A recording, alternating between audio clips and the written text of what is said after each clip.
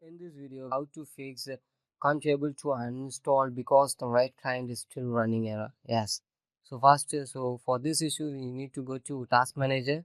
I need to check the background is running or not. Okay. So I'm checking the background is running or not. So it's not running. So the Riot Client or else Valorant or any other games is running means it will unable to uninstall. So checking after, you need to go to search and go to control panel, click the control panel and yes, click it, and this page will appear. In this, go to uninstall a program is that you need to click uninstall a program, and here you need to scroll down, and here you can see the real client and real vanguard is that. So this we need to uninstall.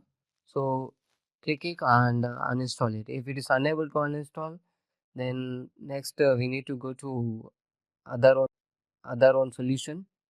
So if it's uninstall means it's easy. So check it. If it's not possible, then go to drivers or else go to run. Click it run and search for run and go to yes this one. Click it and this menu will appear. In this, scroll down and you need to go to Riot game is that yes. You need to delete the Riot game. Yes, delete it and scroll down, and here you can see the Valorant is that yes, delete the Valorant. If you are playing any other games, then you need to delete that one also. So I'm playing Valorant, so after deleting, go to C drive, and here you need to check so real game is there. Here also delete it.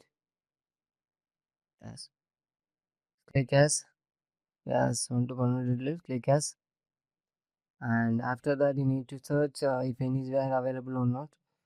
Search one time completely. C drive you need to search for program files, and checking after, you need to again go to control panel, and now you can uninstall it. So click uninstall, it will uninstall permanently. So this is how to uninstall. So thanks for watching. For more videos, stay tuned. Thank you.